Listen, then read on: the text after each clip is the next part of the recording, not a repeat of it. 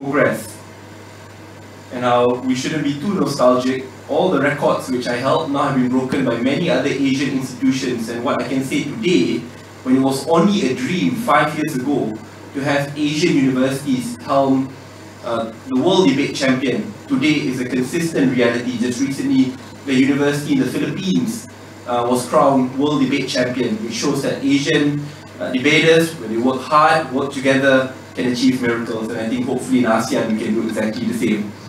So I want to start, distinguished guests, ladies and gentlemen, given a very tough topic to speak about, which is on ASEAN and Myanmar. Obviously, it's largely interrelated to one another, but the fact that we decided to break the two shows the tense relationship. But I want to just share a very sobering reality when I did my research about this. Malaysia and Myanmar share a lot of commonalities. In the 1970s and 1980s, our GDP per capita was not too far away. We are blessed with the best of natural resources, especially oil and gas. Above and beyond that, we are also blessed with a diverse population. Malaysia shares a country with many different ethnic communities, and similar is shared in Myanmar. But after decades of progress and change, Malaysia is where it's at today and Myanmar is where it's at today. And the disparity is clear. Malaysia has to some extent built strong democratic institutions, which obviously could be improved, but as a nascent democracy, I think we did relatively well. Our GDP per capita is about 13,000 US dollars, which is decent. Above and beyond that, I think in the eyes of ASEAN countries, we are considered to be one of the top 5. And there's a long way ahead. But what has happened to Myanmar? Not only have they went through many different democratic turbulences, one after the other, the most recent one in 2021, while the world was grappling with COVID, a coup d'etat taking place, and one of the most vivid pictures which is still imprinted in my mind, and maybe some of you may have seen it, because all of them we were stuck at home, nothing much to do. The video of someone doing that, you know, that dancing, and then suddenly all the military cars were like passing by to execute the coup d'etat. But that just shows how far Malaysia has come, but at the same time the risk we may face if we do not learn from history.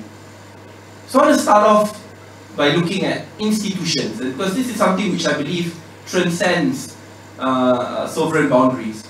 And to me, what makes Malaysia a great country is that we invested in institutions, and that's why we are where we're at today. But while I say that, I still say that we could be better, in contrast to Myanmar.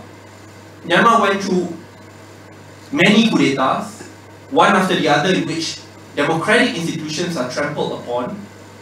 And at the same time, while they had some level of breakthrough, about 7 to 8 years ago, with Aung San Suu Kyi being placed in, but tragically and unfortunately, the investment in institutions was still minuscule. What happened then? Yes, the global community all came together, cheerful, happy.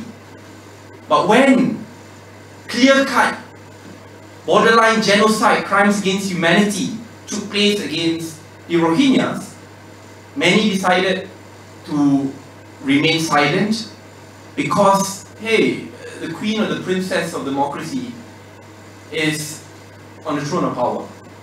And even when she spoke at the world stage, defending the military junta, there was almost silence among world leaders. And at that point in time, people thought, hey, that was a necessity. Because if that was not done, then the Tamado will never ever allow her to govern. But the reality has shown that pandering 24/7 a day will not necessarily get you far if you do not build a strong democratic tradition, if you do not spend the leverage of power which you have to build strong institutions which can outlast you as a leader. Because institutions are there to supersede you, to supersede the Tamado, to supersede the party. And that's how you make a country a great country. When in the end it's not built in the shadow of one person or one leader or one party or even a junta. But the failure to do that then allowed for the Tamado to then navigate its way through when it didn't get what it wanted, especially when it comes to elections and power control in 2021, to then take over completely. And we're back to square one, if not -10. And that's worrying. But look at, I just want to briefly share, where did Malaysia go right then in the 1970s and 1980s? We did invest a lot in institutions. While at that point in time, as a nascent democracy, investing in democratic institutions could have been done better. But we were one of the only countries who invested the most in terms of GDP per capita in our education system. And as of today, I think we are the highest in Southeast Asia. We spend about 20 to 21% of our GDP on education alone. And the reason why the numbers keep on changing, because we have primary, secondary, tertiary education, and tertiary education is split into 6 to 8 different ministries because of Tibet. I mean, so I was talking about Tibet, and it's really mind-boggling how we have 7 to 8 different ministries safeguarding Tibet. So it's about 20 to 21%, but we have traditionally been investing a lot in education, and that's where we see a population which is well educated, a population which has to some extent very good critical thinking skills, and a population which will survive wherever it's thrown. If we cannot find opportunities in Malaysia, if we're in Australia, we'll find that opportunity and we'll build our name there, no matter where we are at.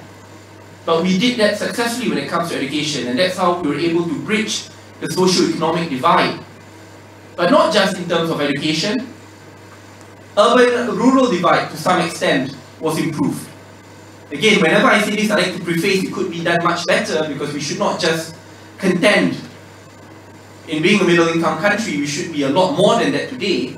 However, relative to other ASEAN countries, we did decently well. And obviously in terms of democracy, while there are mishaps here and there, we have had many changes in government peacefully, and at the same time, while in Malaysia today we are complaining, oh God, we have 4 prime ministers in a very short time span. I take it in a very optimistic way. Belgium didn't have, a leader, how long? 30 months? 40 months? Yeah, one and a half years. And during times of COVID, we especially got 4, right? By one century.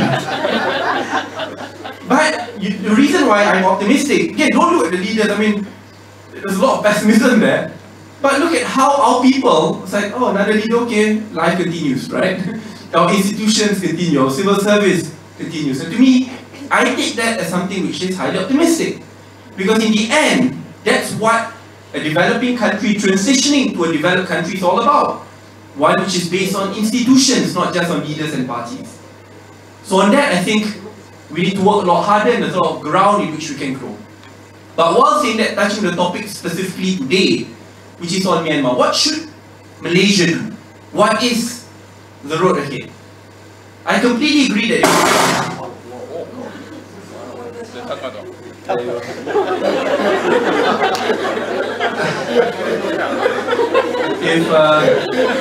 if our friends in North Korea could send their spies a few years ago, pretty sure Myanmar could do the same.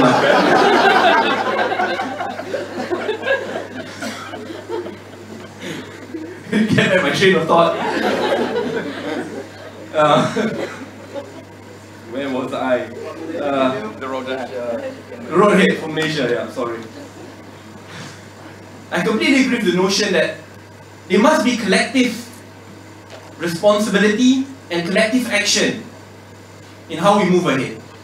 Europe has done it successfully, while ASEAN is a lot more diverse. We've also shared the difference between the rich and the poor.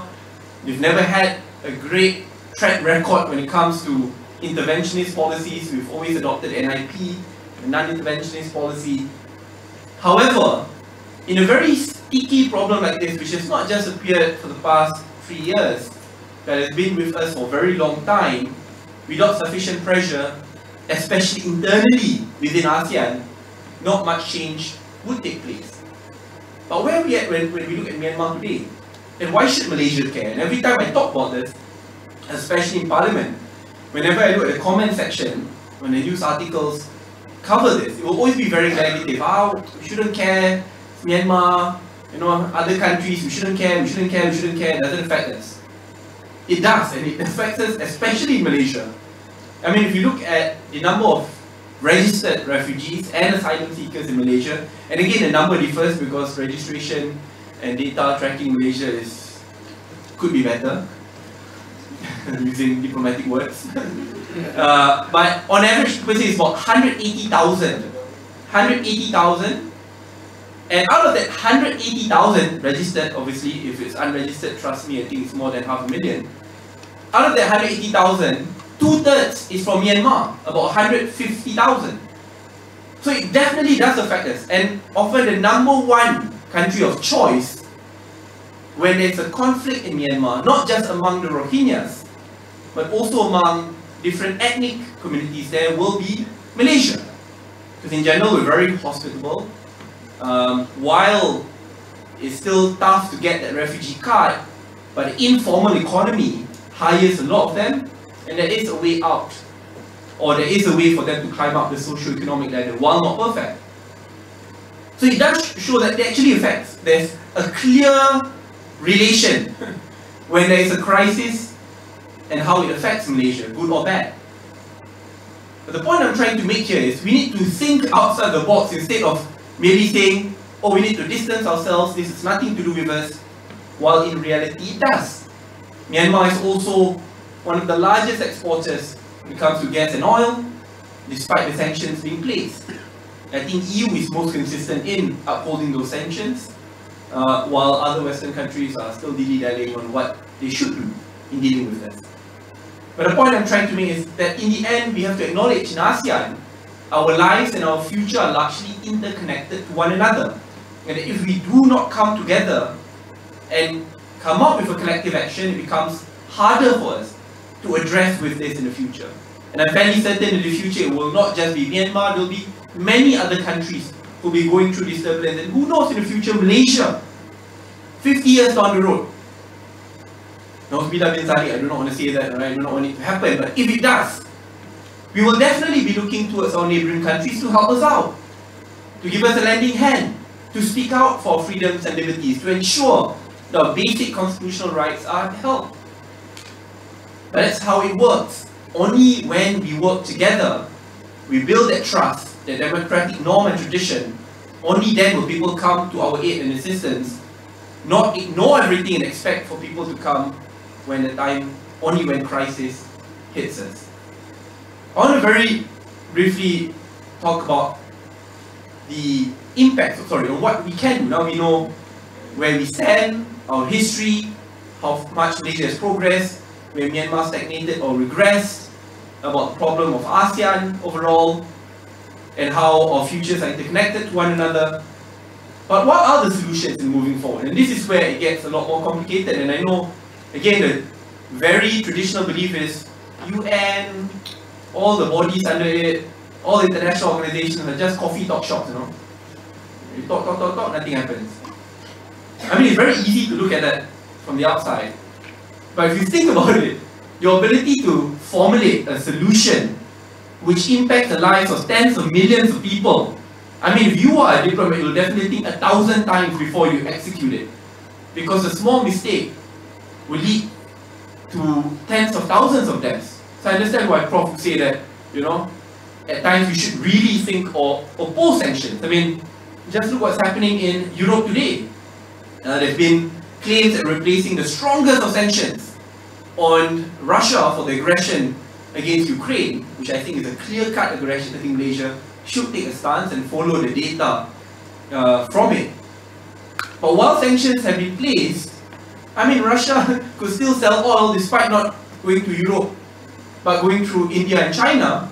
And while US is putting that cap, oh, you can sell oil, because obviously they don't want to hurt the market too much, but we cap your profits only $65. It's a very unique way of sanctions, you know. While global market price about $85. But if you read The Economist about last week, I mean, while the US is saying, oh, it's a great success, you know, it's a win-win, you know, we still, global market price is still decent, we don't cause great inflation, we cap the profits of Russia. But in reality, there are many ways in which Russia could just skirt the sanctions and our ability to actually calculate the profits, the actual profits of the Russian Empire today is actually very much inaccurate, because they could just charge countries which they sell differently. Instead of $65 for your oil or gas, then they just charge additionally or hidden charges in different ways. And other countries are very likely to abide because they get really cheap, affordable oil in comparison to global market price. So as of today, it's really hard to know whether the sanctions actually work or not. So the point I'm trying to make here is, all of you today are heads of states. You'll be engaging in a lot of debates and discussions and dialogues. But one thing which I hope to impress on all of you is that every single action, the smallest of ways on an international scale, could lead to hundreds of thousands of people being saved or hundreds of thousands of people being murdered slowly or directly, either through poverty or through direct war. But the point is, change is in your hands. You have the toolkit in front of you, whether you want to place a sanction, an invasion, a perpetual diplomatic dialogue, but you have that toolkit in front of you. But to say that it's only a coffee shop is a very popular thing to say from the outside, but once you are inside, you realize why that is the case, because every single decision makes the most astronomical of changes in the global scale. So I wish you all the best in this challenge. Indonesia is mentioned a lot. Where's Singapore? Who's Singapore or Malaysia? Singapore is Malaysia. Apa ni jauh-jauh? Singapore, Malaysia together. Joking. But I hope that you really embody the diplomatic relations among one another, find ways to come up with new, some may call it outrageous, I call it innovative solutions, and make sure that when whatever you learn from this process, bring it back, talk to your friends and family members, and I hope that international relations is not just, on one of the random things at the back of your mind, but it's actually one of the most pivotal things in how we shape our country forward. Because if we dream in making Malaysia a truly multiracial, multi-religious, moderate and prosperous country which will be the beacon of hope, not just in this region, ASEAN, but also being a moderate and successful and prosperous Muslim majority country, right? Being the best in the world to show that you can be a Muslim majority country but moderate, celebrate diversity, not just tolerate it, and prosperous, embrace innovation and science. I think this is the time to do it, and international relations is the bridge for us to become that developed country status. So with this, I'd like to officiate the EU-ASEAN Youth Summit, and I wish all of you all the best. Thank you very much, everyone.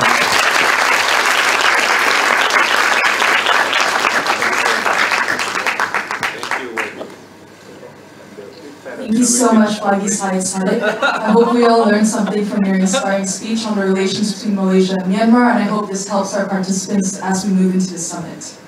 On behalf of the organizers, I would like to extend our gratitude to you as well. Therefore, we hope you guys enjoyed the session as much as we did your sharing. And with that, I would like to invite Dr. Rahul Mishra to present a token of appreciation to Syed Saddiq. Sandra, slight change of thought. I request Professor Dr. Raja Rasia to kindly present a memento to Saddiq.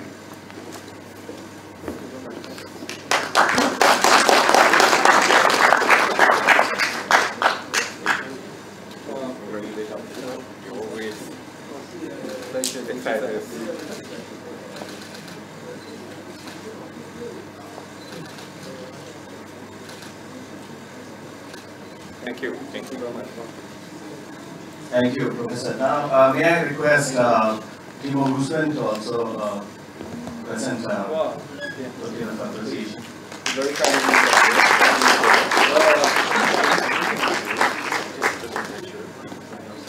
I know. Oh, wow. There you go. Thank you. Why do you think happy, sir? Our job done. Okay, no wonder. maybe you want to bet with us.